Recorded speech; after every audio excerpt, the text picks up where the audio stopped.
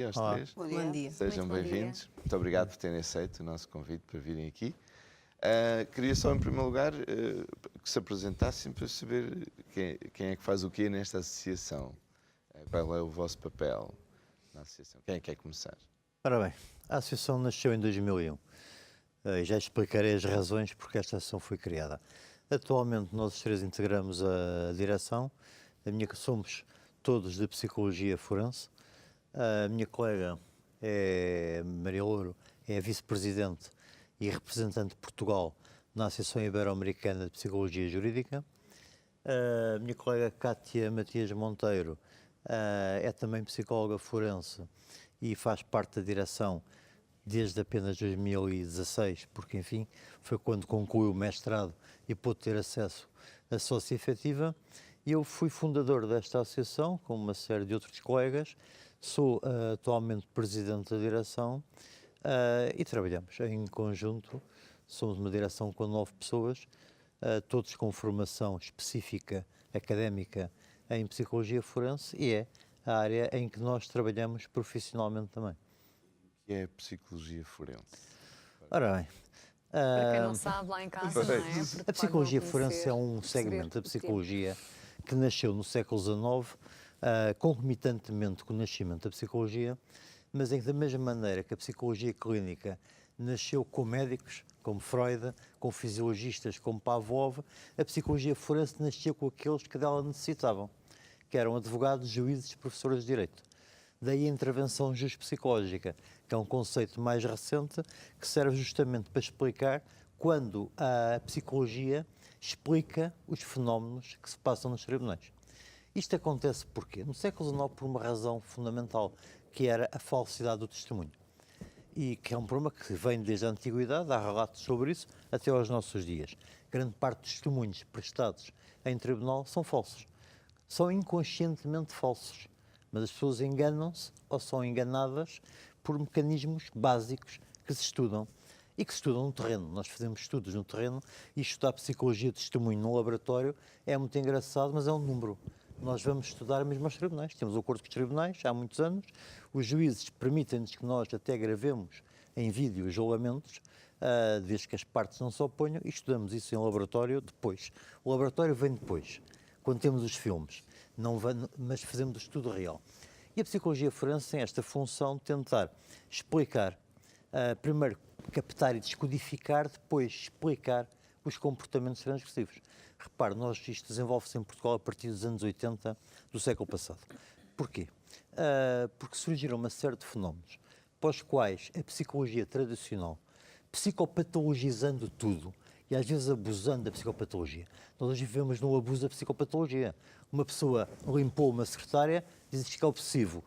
Uma pessoa faz uma brincadeira sobre um suicídio qualquer e se diz muito a seu respeito. Ou seja, nós vivemos num mundo psicopatologizado, por leigos e por profissionais.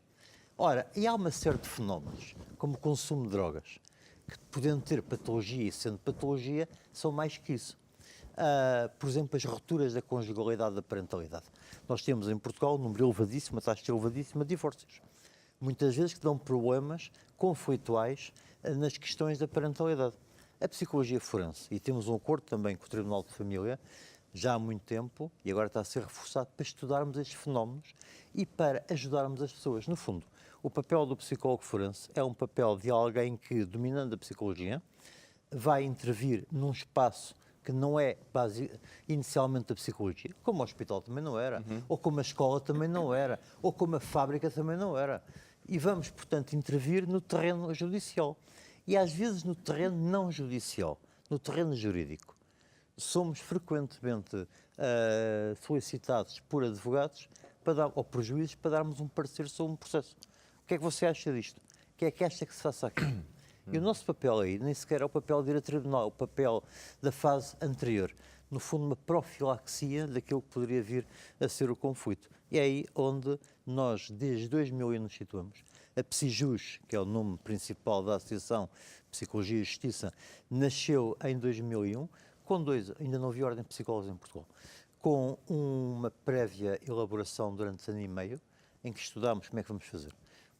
E até que em 2010 a Associação Ibero-Americana de Psicologia Jurídica nos convidou para integrarmos, com membros de pleno direito, representante de Portugal, integrarmos aquela associação.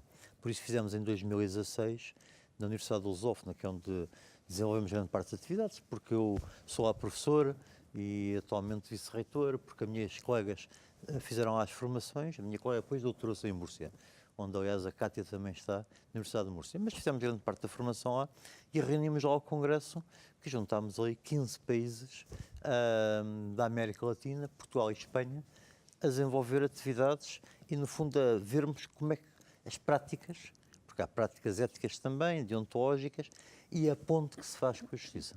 Este aspecto é muito interessante, porque não basta dizer que temos ali os juristas e estamos nós aqui que somos da psicologia forense. É necessário ser ajuste psicológico, ou seja, é necessário que o diálogo seja possível, e aí tenho a realçar que temos tido uma grande colaboração da parte dos operadores judiciários e é preciso desenvolver estas atividades que depois se espraiam, por exemplo, pela prevenção das situações de risco, pela prevenção dos comportamentos desviantes, trabalhar com idosos, que é uma área que é a responsabilidade aqui da minha colega Cátia, a investigação que fazemos, a consultoria, em que a minha colega Maria tem desenvolvido as suas atividades. Portanto, há aqui um leque muito abrangente de atividades. Isso para um juiz saber que o testemunho falso não é propositado faz diferença? Faz, porque repare, se uma pessoa mentir em tribunal voluntariamente, comete o crime de perjúrio, claro. E tem um problema além dos outros anteriores. Mas a pessoa pode mentir em tribunal inconscientemente. Aliás, o que é verdade judicial é o que fica provado em tribunal, apenas.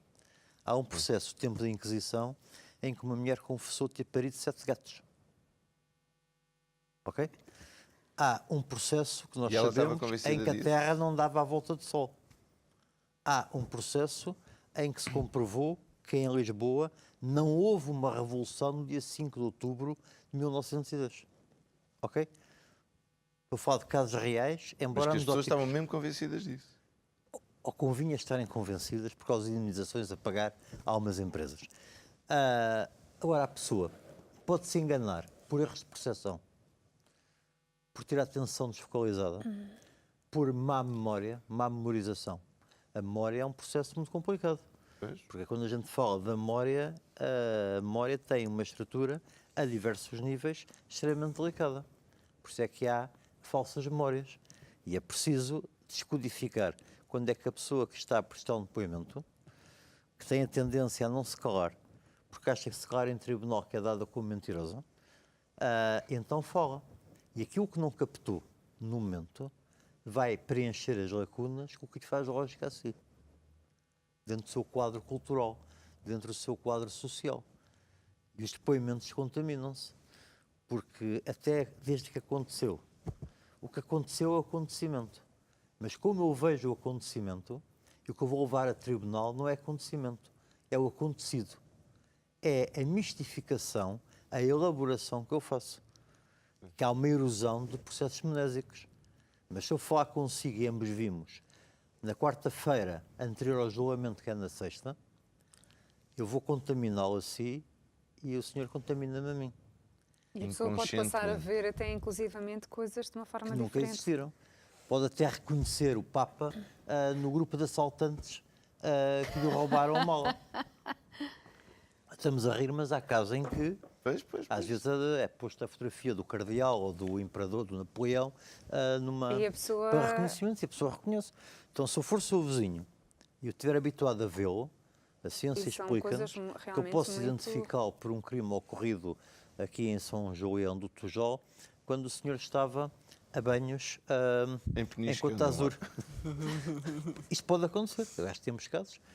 O caso que mais disputou a atenção para a psicologia de testemunha em Portugal, para o bem e para o mal, e teve essa vantagem, foi o caso de Casa Pia. E nós vemos como o Estado está a ser condenado por coisas que foram cometidos no processo. Os erros judiciários existem em todos os países. Claro. Temos de ter consciência que eles existem. A psicologia não é a bola de cristal. A psicologia permite-nos ter ferramentas. E, por exemplo, eu fui responsável durante vários anos pela formação em psicologia de testemunho na universidade. Eu e a minha colega Maria Louro. E punhamos a rapaziada a ir a tribunal ver como é que é. Porque ali é que se vê, porque repara, nós brincamos aqui ao testemunho, se eu não está ansioso, eu também não. Claro. O lado ansiogénico há no tribunal. Porque aí é sério. Uma pessoa de baixa pressão reage de uma Atores forma reais, diferente.